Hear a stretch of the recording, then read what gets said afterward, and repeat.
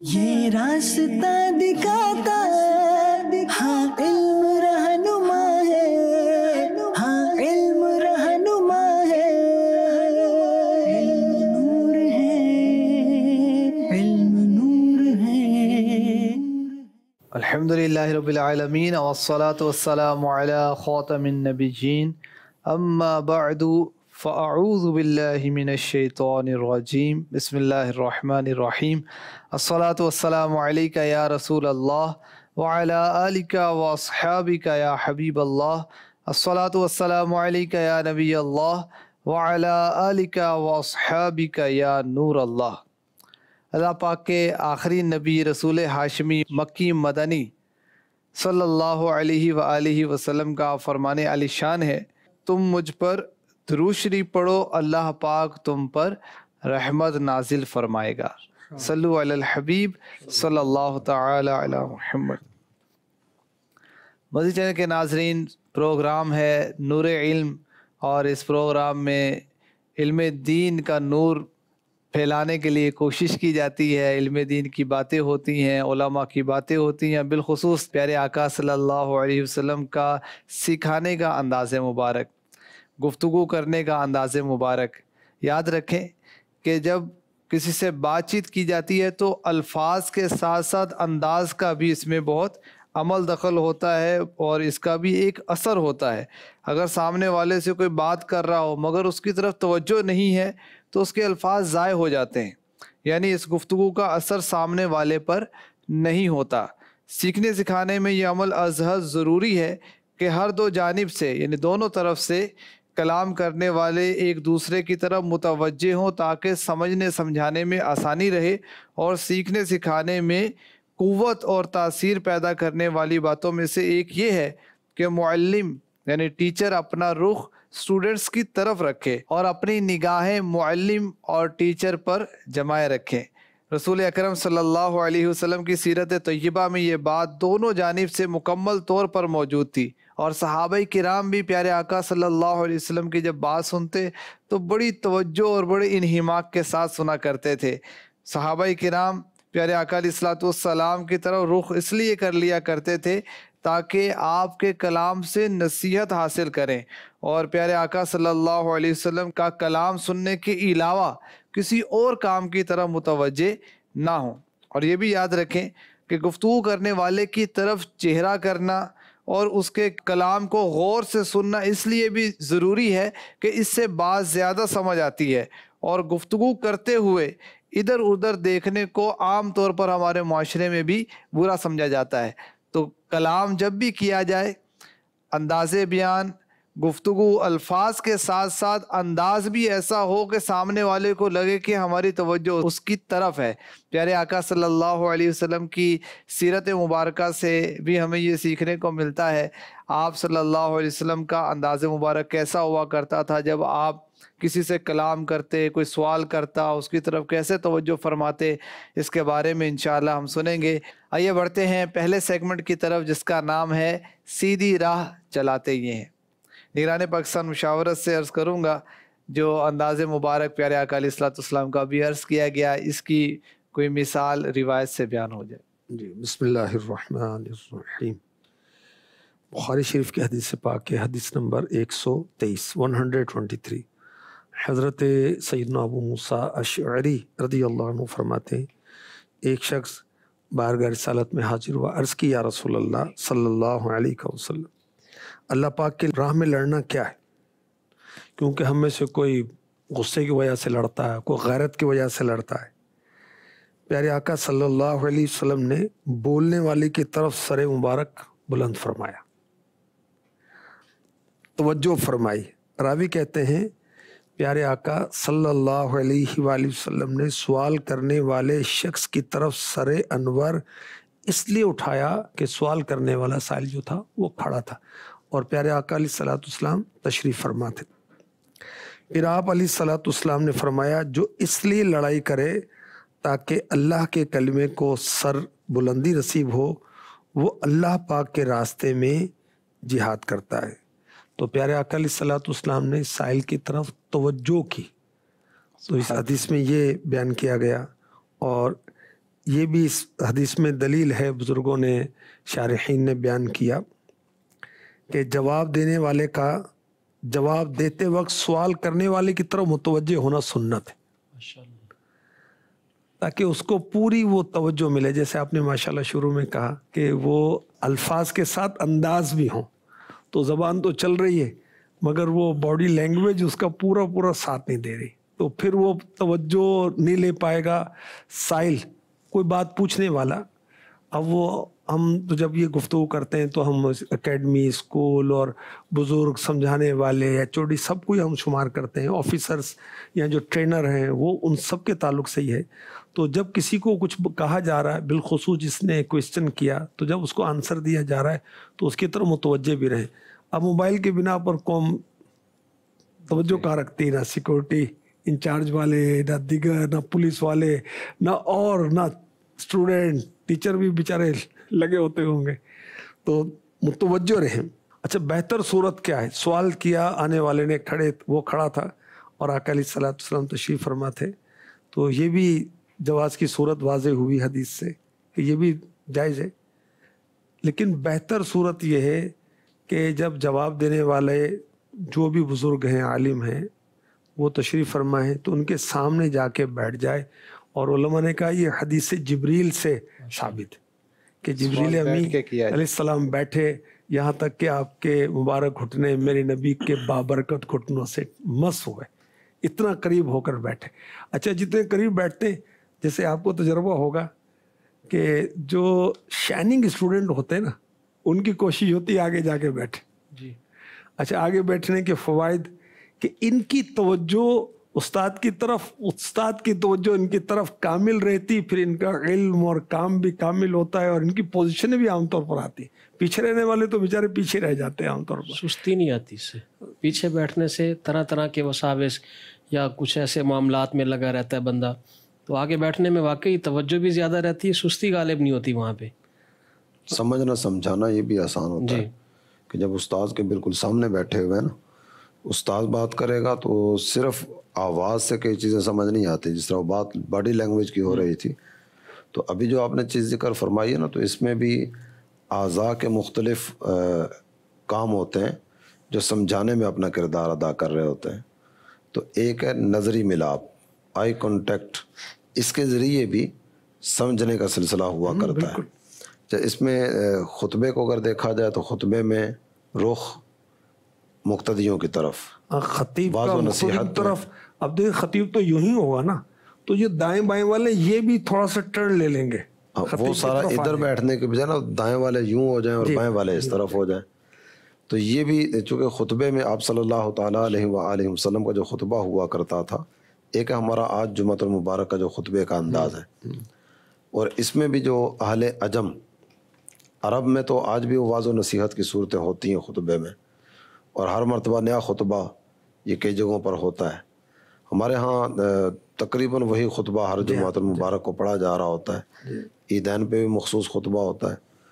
تو آپ صلی اللہ تعالیٰ علیہ وآلہ وسلم خطبے میں بھی واضح و نصیحت فرمایا کرتے تھے. حجۃ الوداع کا خطبہ دیکھ لیا جائے، اس خطبے میں بھی واضح و نصیحت ہے.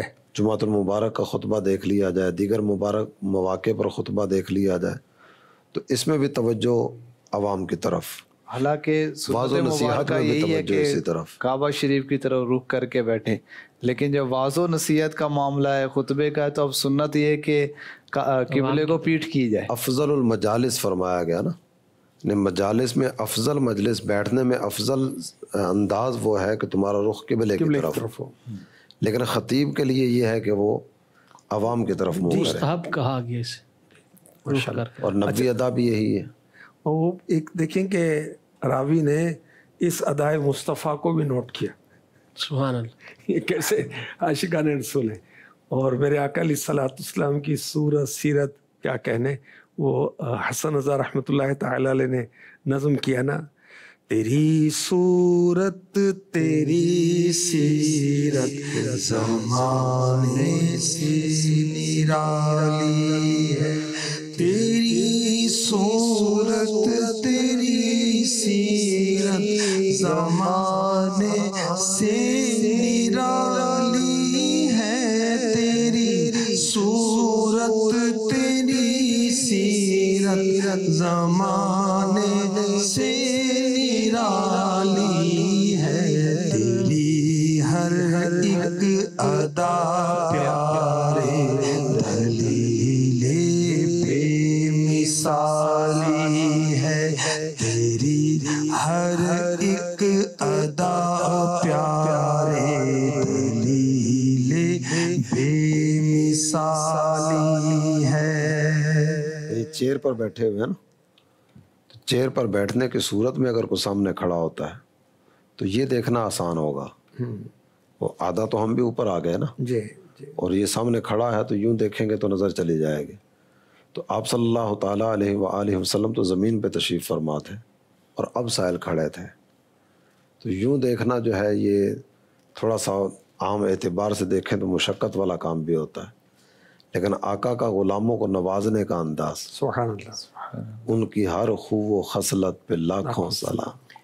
اس میں یہ بھی ہے نا کہ جی توجہ جب تک جیسے ذکر ہوا سائل کی توجہ، جن سے سوال کیا جا رہا ہے ان کی طرف، اور جواب دینے والے کی مجیب کی توجہ سائل کی طرف۔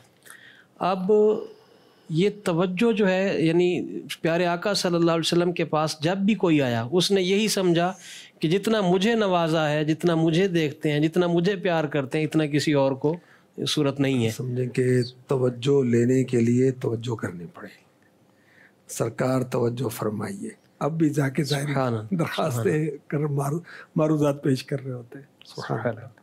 جی رکن شورا سے عرض کروں گا، آپ بھی کوئی ایسی روایت پیارے آقا علیہ الصلوۃ والسلام کا انداز مبارک بیان ہو جائے۔ حضرت براء بن عازب رضی اللہ تعالیٰ عنہ، آپ راوی ہیں کہ اللہ کے پیارے حبیب صلی اللہ تعالیٰ علیہ وآلہ وسلم نے ایک دن عید الاضحیٰ کا دن تھا تو تشریف فرما ہوئے نماز عید پڑھائی۔ نماز عید پڑھانے کے بعد آپ صلی اللہ تعالیٰ علیہ وسلم نے رخ فرمایا عوام کی طرف، صحابہ اکرام علیہم رضوان کی طرف رخ فرمایا اور ارشاد فرمایا کہ یہ آج کے دن کی ہماری پہلی عبادت ہے، نماز کے بعد ہم قربانی کریں گے۔ تو اب اس میں بھی اگر انداز مبارک دیکھا جائے نا تو یہ جتنی گفتگو ہو رہی ہے یہ ان کی طرف توجہ کرتے ہوئے اور اپنا رخ شریف پھیرتے ہوئے۔ محدثین کرام نے جو حدیث شریف کی کتابیں ہیں اس میں باقاعدہ چیپٹر کے عنوان جو مقرر کیے وہ بھی اس سے ملتے جلتے ہیں۔ ایک چیپٹر ہے عید کے خطبہ میں امام کا لوگوں کی طرف متوجہ ہونا اور لوگوں کی طرف رخ کرنا، تو یہ توجہ کا ایک انداز۔ ماشاءاللہ۔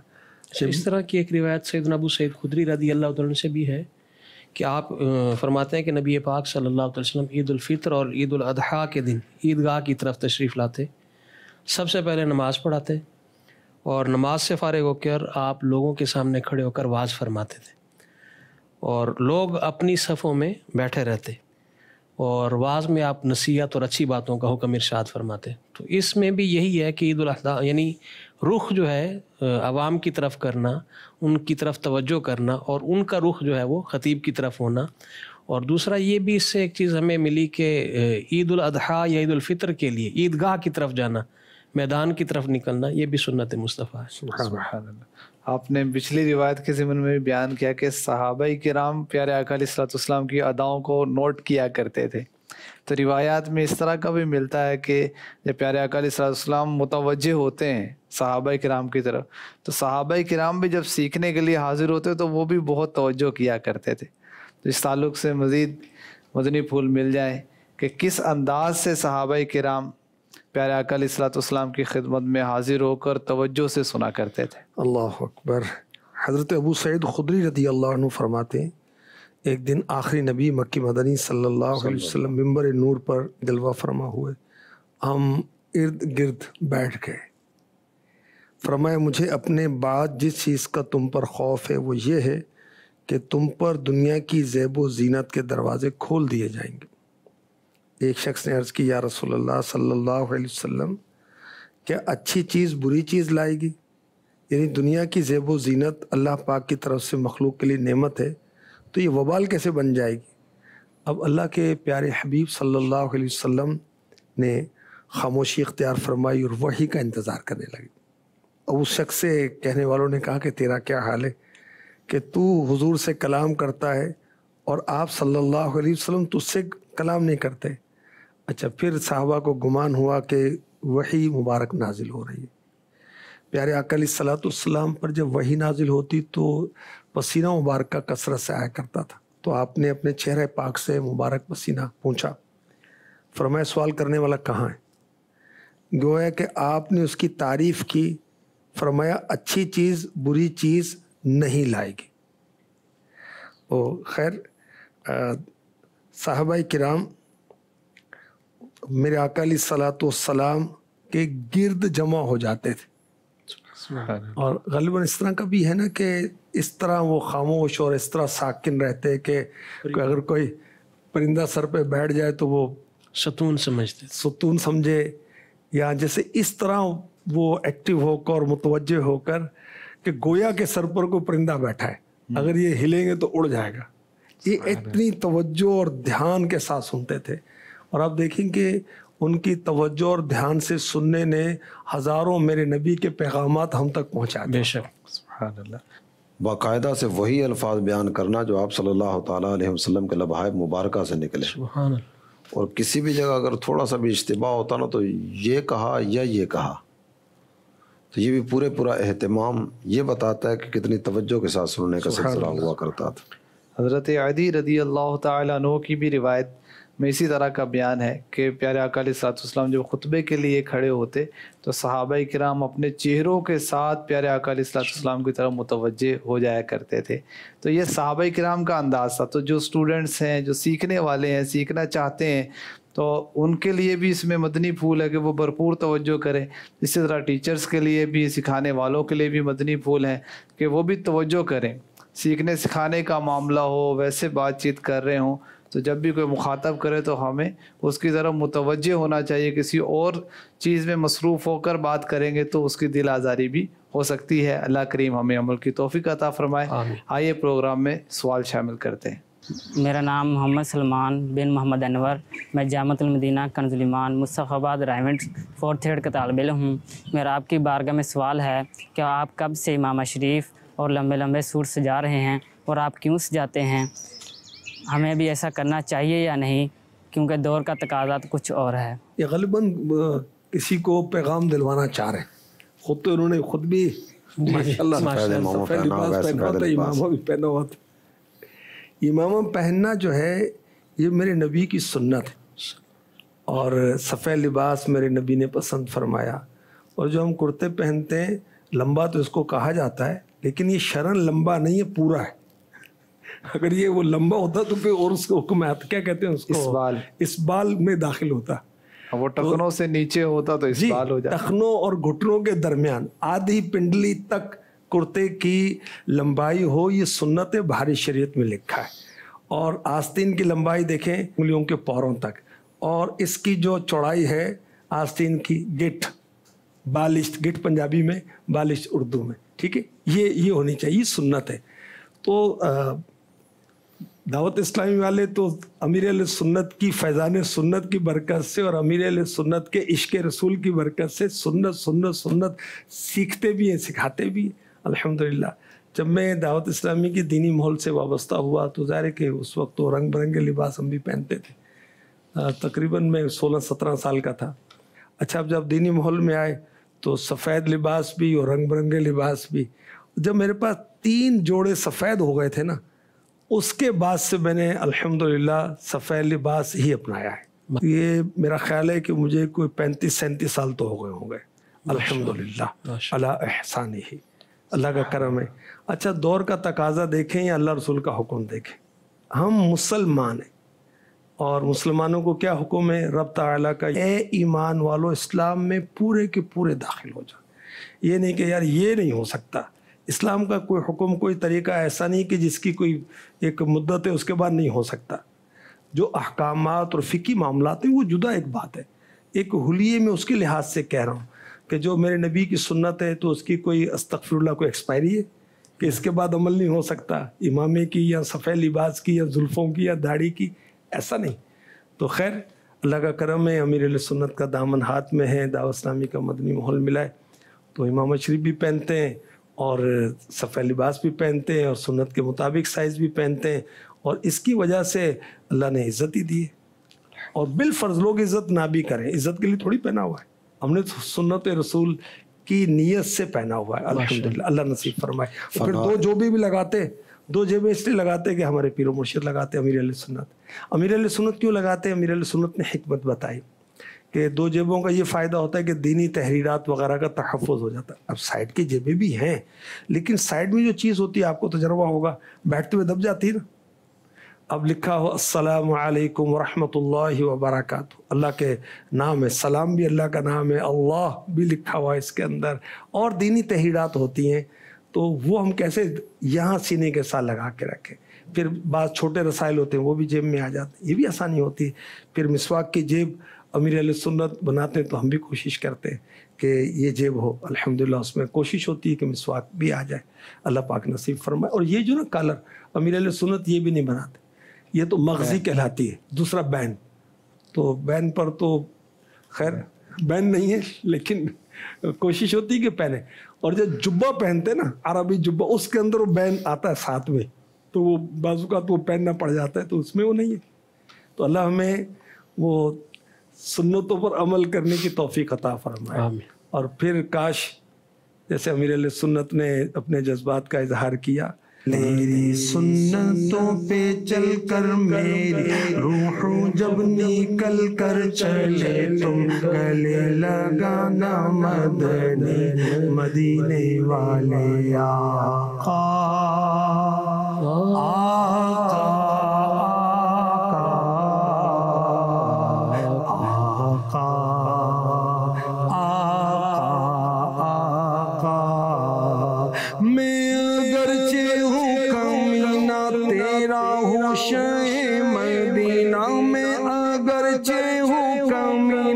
تیرا ہو شاہ مدینہ, مجھے قدموں سے لگانا مدنی مدینے والے آقا. آقا آقا آقا آقا. دیکھیے جب استاد صاحب لمبا کرتا پہنتے ہیں نا, تو حیا اور پردے کے معاملات بھی سنت میں عظمت ہے نا. بے شک. دیکھیں کہ یا تو آپ چادر استعمال کریں, چادر رکھنا استعمال کرنا آسان کام تو نہیں نا, ایک ڈیوٹی لگ جاتی ہے چادر کو سنبھالنا. اگر آپ کا کرتا آدھی پنڈلی تک ہے, اٹھتے بیٹھتے آپ حیا کے معاملات آپ کے بہتر رہیں گے, پردے کے معاملات بہتر رہیں گے. اچھا سجدے میں جاتے ہیں جن کے کرتے, تو پیچھے والا بیچارہ شرمندہ ہی ہوتا رہتا ہوگا, اس کو تو ہوش ہی نہیں. اس طرح اٹھتے بیٹھتے بھی بے پردگی یا بھونڈا سا غیر مناسب سا منظر ہوتا ہے. جس کے کرتے لمبے ان کے ساتھ ایسا نہیں ہوتا ہوگا. تو خیر سنت میں عظمت ہے, اللہ ہمیں نصیب فرمائے. آمین آمین. آئیے بڑھتے ہیں اگلے سیگمنٹ کی طرف جس کا نام ہے ہمارے علماء پیارے علماء. جی استاد صاحب. جی استاد صاحب, آج کن کا ذکر خیر ہوگا؟ آج ذکر خیر کریں گے انشاءاللہ الکریم محدث اعظم پاکستان رحمۃ اللہ علیہ کی ایک عظیم کرامت کا, کیا فیض ملت حضرت علامہ مولانا فیض احمد اویسی صاحب. کیا بات, مفسر اعظم پاکستان. سبحان اللہ. مرحبا. آپ کی ولادت مبارکہ ہے پکا لاڑا, رحیم یار خان کے قریب ہی گاؤں ہے. جی جی, وہاں آپ کی ولادت کے ہوئی. قریب. جی. اور 1947 جب پاکستان بنا تو اس وقت آپ نے حفظ قرآن کیا. کیا بات. اور اس کے بعد آپ نے دینی تعلیم کا سلسلہ شروع کیا. محدث اعظم پاکستان رحمۃ اللہ علیہ کے پاس بھی پڑھا, اور محدث اعظم پاکستان رحمۃ اللہ علیہ ان سے کتنی محبت فرمایا کرتے تھے. ایک دفعہ کسی علاقے سے کوئی لوگ آئے اور آ کر کہنے لگے کہ ہمارے ہاں کچھ لوگ اس طرح کے ہیں جو اسلام پر اعتراضات کرتے ہیں اور عقائد اہل سنت پر اعتراضات کرتے ہیں. تو ہم کوشش تو کرتے ہیں لیکن علمی اعتبار سے کوئی سلسلہ نہیں ہے کہ ان کو جوابات دے سکیں. تو کوئی مناظر دیں جو جا کر ان سے بات چیت کر سکے. یہ گفتگو ہو رہی تھی تو مولانا فیض احمد اویسی صاحب اس وقت یہاں پڑھتے تھے, یہ وہاں قریب سے گزر رہے تھے. محدث اعظم پاکستان رحمۃ اللہ علیہ نے انہی کو بلایا اور بلا کر ارشاد فرمایا کہ یہ میرا شعر ہے, یہ جائے گا. کیا بات. تو 1963 میں بہاولپور میں جامعہ اویسیہ رضویہ کے نام سے آپ نے ادارہ قائم کیا ماشاء اللہ. اور وہاں سے تعلیم و تعلم کا سلسلہ شروع کیا ہوا. ہوا. سبحان اللہ سبحان اللہ. الحمدللہ میں نے ان کی زیارت کی، بارہا زیارت کی، اور امیر علیہ سنت کے ساتھ بھی زیارت کی ان کی. امیر علیہ سنت سے بہت پیار کرتے تھے، امیر علیہ سنت سے بہت محبت. یعنی جیسے ایک دو ایسے افراد ملتے ہیں نا جس میں بے تکلفی ہوتی، امیر علیہ سنت کے ساتھ ایسے تعلقات تھے. تو کسی بات میں امیر علیہ سنت نے ان کو بتایا کہ فلاں اس طرح، تو نے کہا نہیں میں ان سے بات کروں گا، ان سے اس طرح یہ نہیں وہ کرتے تھے. امیر علیہ سنت کراچی کو باب المدینہ کہتے تھے، اب بھی کہتے ہیں، لیکن اس وقت بہت اہتمام ان کے ساتھ کہا جاتا تھا. تو اس چیز کو بڑا پسند کرتے تھے. فیض احمد اویسی صاحب رحمۃ اللہ تعالی علیہ، مدینہ طیبہ سے ان کی جو محبت ہے اس کا بھی تھوڑا سا تھا نا کہ مدینہ سے محبت، باب المدینہ وہ تصور مدینہ ساتھ ساتھ چلتا ہے نا، اس وجہ سے. ہم وہ سمجھیں کہ امیر علیہ سنت نے باب المدینہ کیوں رکھا کراچی کا نام؟ کراچی تو کراچی کا نام ہے. محبتوں والے کئی نام ہوتے ہیں نا، بچے کا ایک نام اصل نام ہوتا ہے، کوئی عرفی نام ہوتا ہے، کوئی ولادت والا نام ہوتا ہے، ابو کچھ اور نام سے کہہ رہے ہیں، امی کسی اور نام سے کہہ رہے ہیں، دادی کسی اور نام سے کہہ رہے ہیں. مدینے کے 100 سے زیادہ نام ہیں. تو خیر اس طرح شہروں کے نام بھی مختلف ہوتے ہیں. جیسے پہلے لال پور تھا، فیصل آباد ہو گیا، تو سردار آباد بھی کہتے ہیں اس کو.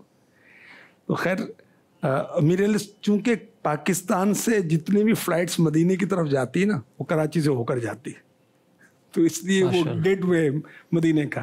اچھا، جو سمندر کراچی کے قرب میں واقع ہے نا، اس کا نام بحیرہ عرب ہے جی. اور عرب لوگ حج کے لیے یہاں سے جو جاتے بائی شپ وہ بھی کراچی سے جاتے تھے. تو خیر فیض احمد اویسی صاحب قبلہ رحمۃ اللہ تعالی علیہ، ان کی دعوت اسلامی سے بہت محبت تھی. ہم قافلے میں آئے تھے 1988 میں بہاولپور، تو ان کے ہاں بھی حاضری ہوئی.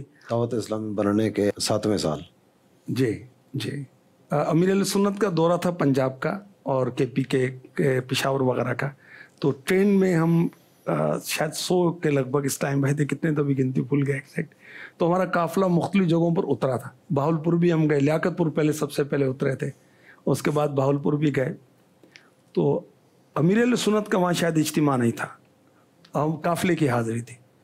تو ماشاءاللہ فیض احمد اویسی صاحب رحمۃ اللہ تعالی علیہ سادہ سا لباس تیبند مبارک باندھا ہوا تھا، اور کوئی عام آدمی دیکھے تو کوئی دیہات سے کوئی شخص آیا شاید، وہ یوں سمجھے. اور اتنی شفقت عنایت کہ وہ رس وغیرہ تقسیم کی. آپ کے شہزادگان بھی ساتھ تھے اور چائے کیتلی سے ڈال کے دے رہے تھے ہمیں کہ یہ قافلہ آیا ہے. فیض احمد اویسی صاحب علیہ رحمہ جہاں دیگر کئی اوصاف حمیدہ ہیں آپ کے، وجہ شہرت آپ کی تصنیفات بھی ماشاءاللہ صحیح اور کم و بیش 4500 کے قریب رسائل آپ نے 4,500 رسائل، تفاسیر. اور اس کے ساتھ ساتھ آپ کا جو حلقہ ارادت ہے وہ خواجہ محکم الدین سیرانی علیہ رحمہ، آپ کے جو جانشین تھے خواجہ محمد دین سیرانی علیہ رحمہ، ان سے آپ بیعت ہوئے. اور خلافت جو آپ کو ملی ہے وہ مفتی اعظم ہند سے آپ کو خلافت ملی ہے. مفتی اعظم ہند تو ہیں، ہند آ رہا ساتھ میں، لیکن آپ کا فیضان پوری دنیا میں، پاکستان میں آپ کے خلفاء کتنے خلفاء ہیں ماشاءاللہ ماشاءاللہ. فیوز الرحمان تفسیر روح البیان کا بھی آپ نے ترجمہ فرمایا نا، کتنی جلدیں اس کی؟ 12 جلدوں میں انہوں نے فیوز الرحمان یہ روح البیان کا ترجمہ کیا. پھر فتاوی اویسیہ یہ بھی 10 جلدوں پر غالباً ہے. پھر شرح ادائے بخشش ماشاءاللہ 25 جلدوں میں.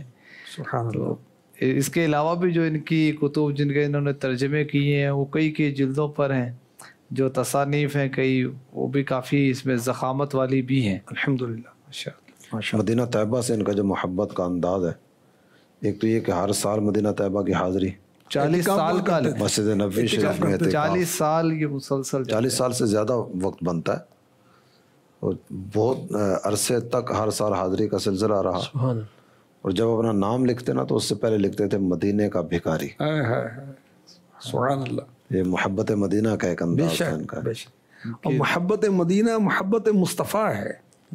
اور مدینے سے کیوں محبت، اس شہر سے کیوں محبت؟ حدائق بخشش کو اگر دیکھیں تو حدائق بخشش بظاہر تو مختصر ہے، لیکن چونکہ اس میں سرکار دو عالم صلی اللہ تعالیٰ علیہ وسلم کی مدح سرائی ہے، مدینے کا ذکر ہے، تاجدار مدینہ صلی اللہ تعالیٰ علیہ وآلہ وسلم کا ذکر ہے، تو اس کی جب شرح کرنے بیٹھے تو ہدایت بخشش تو 1 جلد میں، شرح 25 جلدوں میں. اچھا 25 کی نسبت بھی کیسی آئی پھر؟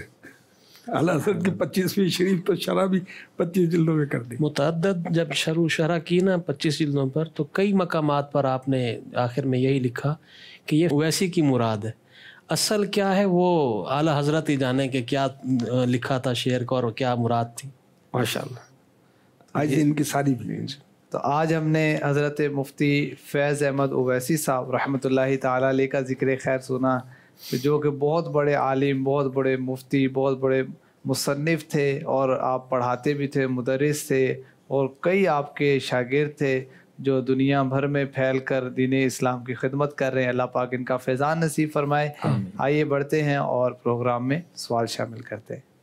میرا نام احمد شہزاد اتاری ہے، مرکزی جامعۃ المدینہ فیضان مدینہ سیالکوٹ فائنل سیمسٹر کا اسٹوڈنٹ ہوں، اور میرا سوال نگران پاکستان حاجی شاہد اتاری اور حاجی اسد اتاری سے ہے کہ آپ کے کتنے دوست ہیں اور ہمیں کتنے اور کون سے دوست بنانے چاہیے. جی بتائیں استاد صاحب، کتنے دوست ہیں آپ کے؟ جب آپ اجتماع میں آتے ہیں تو بس بھر کے آتے ہیں یا کسی ویگن میں آتے ہیں؟ کتنے دوست ہیں آپ کے؟ اللہ تعالیٰ جل جلالہ کا فضل و کرم ہے، مصطفیٰ کریم صلی اللہ تعالیٰ علیہ وسلم کی نگاہ عنایت ہے کہ اتنے دوست ہیں جن کا کوئی حد و حساب ہی نہیں ہے، جو انگلیوں پر گنے نہیں جا سکیں گے، اتنوں سے دوستی ہے. ان کے سوال کی مراد غالباً یہ ہے کہ خاص دوست کتنے ہیں؟ جگری یار جس کو کہتے ہیں نا، وہ جگر والے. پڑھتے بھی ہیں نا، یہ پوچھنا چاہ رہے ہوں گے کہ دورے طالب علمی میں کوئی جگری دوست ہوں گے، ابھی بھی دوستی چل رہی ہے؟ جو ابھی کی بات ہو رہی ہے، حال کی، ماضی کی بات انہوں نے ذکر نہیں فرمائی. تو الحمدللہ ہر ایک مسلمان سے محبت ہے، ہر ایک سے پیار ہے. وہ اس طرح کے کہ اس کے بغیر چلے گا نہیں، یا جس طرح ہوتا ہے کہ جیسا لباس اس کا تو ویسا میرا، تو جیسا انداز اس کا تو ویسا. مطلب کہ امیر علیہ سنت اس کو پسند نہیں فرماتے. ذاتی دوستیاں اس کو کہتے ہیں نا، ذاتی دوستی. ایک دوستی اللہ کے لیے، رسول کے لیے، دین کے لیے، علم کے لیے، سیکھنے کے لیے، سکھانے کے لیے، انفرادی کوشش کے لیے، خیر کے لیے، خود کفالت کے لیے، قافلے میں لے جانے کے لیے، کوئی اس کو نیکی کی دعوت دینے کے لیے. ایسے تو بے شمار اللہ پاک نے. اور دیکھیں جس طرح وہ ایک دوستی ہے نفس کے لیے، حظ کے لیے، لذت کے لیے، مال کے لیے، کھانے پینے کے لیے، سیر سپاٹے کے لیے. باتیں بہت اچھی لگتی ہیں، اور بھی فاسد نیتیں ہو سکتی ہیں. ذاتی دوستیوں کے اندر نا اچھائیاں نہیں لگتی. وہ جو نا اکٹھے آتے ہیں پھر اکٹھے چلے بھی جاتے ہیں، جامعہ سے، مدرسے سے، دینی ماحول سے. یعنی امیر علیہ سنت کی خدمت میں ایک نوجوان، کیونکہ دعوت اسلامی سے پہلے بھی امیر علیہ سنت داڑیاں رکھواتے تھے، سنتیں سکھاتے تھے اور شرعی مسائل بھی سمجھاتے تھے. ایک نے آ کر کہا، ایک شخص نے، کہ آپ میرے دوست کو سمجھائیں کہ وہ داڑھی رکھے، داڑھی نہ کاٹ دے. وہ اس کا ارادہ ہے کہ میں داڑھی کاٹ دوں گا. اگر اس نے داڑھی کاٹ دی میں بھی داڑھی کاٹ دوں گا. وہ ایسی دوستی بھائی کہ وہ چھلانگ لگا رہا ہے، کیا کہوں بھائی، کنویں میں تو تمہیں بھی لگا دوں گا، اللہ کی پناہ. تو یہ اس طرح کی دوستیاں ٹھیک نہیں ہیں. الحب فی اللہ والبغض فی اللہ. ماشاءاللہ. اللہ کے لیے دوستی، اللہ کے لیے دشمنی، نفس کے لیے نہیں. سید اعلیٰ حضرت امام احمد رضا خان رحمۃ اللہ تعالی علیہ ہماری آئیڈیل ہیں، مقتدائیں، پیشوائیں، رہنمائیں، ہمارے آقائیں اور ہمارے رہنمائیں رحمۃ اللہ تعالی علیہ. آپ فرماتے ہیں کہ میں نے اپنی اولاد سے بھی محبت اس لیے کی ہے، اس لیے نہیں کی اولاد ہے، میں اس لیے محبت کرتا ہوں کہ مجھے صلہ رحمی کا ثواب ملے. اور ہم دوستیوں کے چکر میں پڑے ہوئے. تو ذاتی دوستی نہیں، اللہ رسول کے لیے دوستی ہونی چاہیے. قرآن مجید میں بھی اللہ پاک نے ارشاد فرمایا، تقویٰ جس کی دوستی کی بنیاد ہوگا وہی دوستی کل محشر کے دن بھی کام آئے گی. اگر ہماری دوستی اس طرح کی ہے کہ میں بھی اجتماع پہ جا رہا ہوں، آپ کو بھی لے کے جانا ہے، میں مدنی قافلے میں جا رہا ہوں، آپ کو بھی لے کے جانا ہے، تو یہ خیر والی ہے. اور اگر اس سے ہٹ کیا، جیسے کہ آپ نے ذکر کیا، تو کل محشر کے دن دشمنی کی صورتیں بھی، جیسے قرآن مجید فرقان حمید میں کہا گیا کہ جیسے آپ اس نے کٹوائی تو میں نے بھی داڑھی کٹوا دی. یہ دنیا میں بھی پرابلم اور آخرت کے اندر بھی مسائل. آپ کے حوالے سے بھی سوال ہوا تھا، تو اس پر جو آپ کا جواب ہے وہ میرا جواب ہے بھائی. امیر اہل سنت کا ایک فرمان سنانا چاہوں گا. امیر اہل سنت نے فرمایا تھا کہ میرا بھی ذاتی دوست کوئی نہیں اور حاجی شاہد کا بھی ذاتی دوست کوئی نہیں. الحمدللہ، اللہ کا شکر ہے، اللہ کا شکر ہے. اللہ ہمیں تعلیمات امیر علیہ سنت کو پڑھنے کی، سننے کی، سمجھنے کی، عمل کرنے کی، پہنچانے کی، بتانے کی توفیق عطا فرمائے. چنگے بندے دی صحبت یارو جیویں دکان ہے تارا سودا پاوے مل نہ لئے غلے آئے ہزارا. یہ اچھی دوستی کہ اگر آپ کسی عطار سے دوستی کریں گے آپ عطر نہ بھی خریدیں خوشبو تو آگی، اور اگر آپ کسی برے دوست سے دوستی کریں گے تو کیا ہوگا؟ برے بندے دی صحبت یارو جیویں دکان لوہارا کپڑے پاویں کنج کنج پئیے چنگا پین ہزارا. یعنی آپ اگر لوہار سے دوستی کریں گے، اگر آپ نے اپنے کپڑے اس کی چنگاریوں بھٹی سے آنے والی چنگاریوں سے بچا بھی لیے، تپش اور گرمی تو پہنچے گی نا، بدبو تو آئے گی، دھواں تو آئے گا نا. تو اچھے دوست اچھے مقاصد کے ساتھ اللہ نصیب فرمائے. آمین. آئیے بڑھتے ہیں اگلے سیگمنٹ کی طرف جس کا نام ہے امیر اہل سنت کا پیغام آپ کے نام. امیر اہل سنت کی بارگاہ میں عرض ہے کہ دور حاضر میں اسکول و کالج کے طلباء کو نئی تحقیقات کا ذہن دیا جاتا ہے جس میں وہ دیگر ادیان پر بھی ریسرچ تحقیقات کرتے ہیں. تو جب ان کی ملاقات کسی دینی اسلام بھائی سے یا جامعۃ المدینہ کے طالب علم سے ہوتی ہے تو وہ اب ان سے سوالات کرتے ہیں مختلف ادیان پر.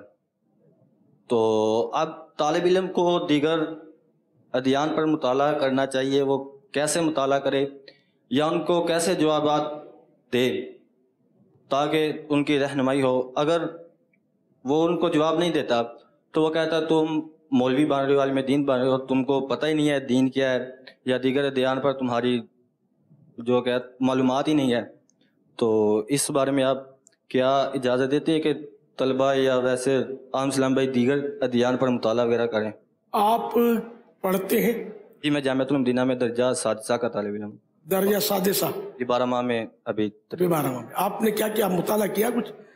جی ویسے تو بہار شریعت نہیں، دیگر ادیان کا نہیں، دیگر ادیان کا تو نہیں کیا، لیکن اسلام بھائی سے ایک سے سنا تھا آپ کے والے سے نا کچھ کہ آپ نے منع فرمایا. میں منع پہ باقی ہوں. پہلے اپنے دین کا مطالعہ کر لیں. جب آپ اپنے دین میں بالکل یعنی کہ منج جائیں گے نا تو پھر اس پر دیکھیں گے. اپنا کچھ پتہ نہیں ہے یار، دوسرے دین کا معلومات کریں گے. بس وہ ایک نے مجھے اچھا سکھا دیا تھا، بیچارہ وہ رو کر گیا تھا، وہ پکا تھا.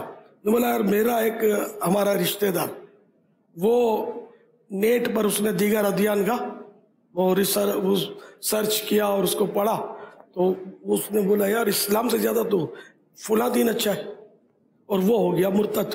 اس کو پتا تھا مسئلہ بھی جو آیا تھا نا کہ وہ ہو گیا مرتد، اور یہ بیچارہ رو رہا تھا. کیا مطلب میں نے کہا کیا وہ اس سے مجھ سے ملا سکتے ہیں آپ؟ نہیں، وہ آپ کے پاس کہاں ہے، تو مخالف ہو گیا بالکل. تو یہ دیگر ادیان کا مطالعہ یہ بالکل اپنے آپ کو آگ کے حوالے کرنا ہے. اگر کوئی مطلب استاد بھی کہتا ہے تو وہ اس کو اس کی معرفت نہیں ہے، اس لیے وہ کہہ رہا ہے کہ پہلے اپنے دین کا معلوم ہے. جیسے وہ ابھی کسی بزرگ نے کہا کہ میں دوسرے مذہب والوں کو دعوت دوں، کفار کو. یار میں اپنا تو سیکھ لو، اپنا کچھ پتہ نہیں ہے. اگلے نے کوئی سوال جڑ دیا، آپ کیا کرو گے؟ اپنے اس میں وسوسے میں آ جاؤ گے. تو یہ تو میں تو اپنے جامعۃ المدینہ کے طلباء کو بالکل میں نے منع کیا ہوا ہے. میرا اپنا ذہن یہ ہے کہ نہیں، دیگر ادیان کا مطالعہ نہیں.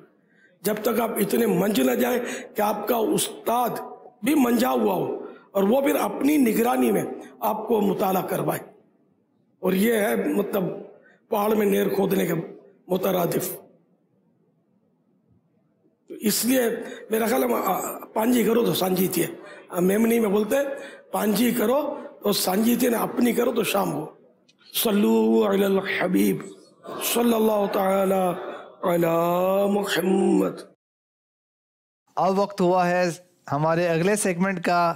اس کا نام ہے نمایاں جامعۃ المدینہ. آئیے دیکھتے ہیں کہ آج کس جامعۃ المدینہ کی زیارت کروائی جا رہی ہے. جامعۃ المدینہ فیضان عثمان غنی علم و عمل کی روشنی کو پھیلانے کے لیے آپ کی اپنی دینی تحریک دعوت اسلامی علم کی شمع کو روشن کرنے میں مصروف عمل ہے، اور اسی شمع سے پھیلنے والی روشنی دنیا بھر میں جہالت کے اندھیروں سے علم کے نور کی طرف لوگوں کو راہ دکھاتی ہے.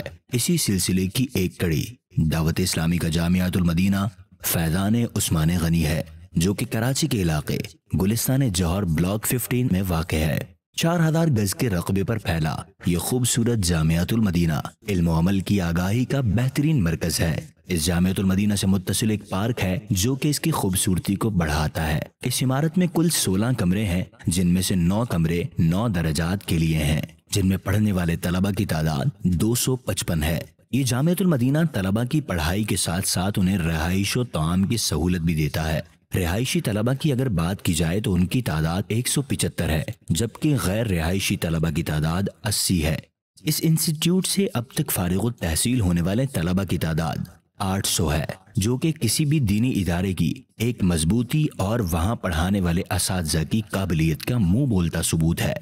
فارغ التحصیل طلبہ دعوت اسلامی کے مختلف شعبہ جات میں اپنی خدمات سر انجام دے رہے ہیں۔ اس جامعۃ المدینہ کی ایک نمایاں خصوصیت یہ ہے کہ یہاں دور حاضر کے ولی کامل امیر اہل سنت حضرت علامہ مولانا ابو بلال محمد الیاس اتار قادری دامت برکاتہم العالیہ نے 2002 میں اپنے قدم یہاں رنجا فرمائے تھے۔ اللہ پاک اس جامعۃ المدینہ کو ترقی و عروج عطا فرمائے، آمین۔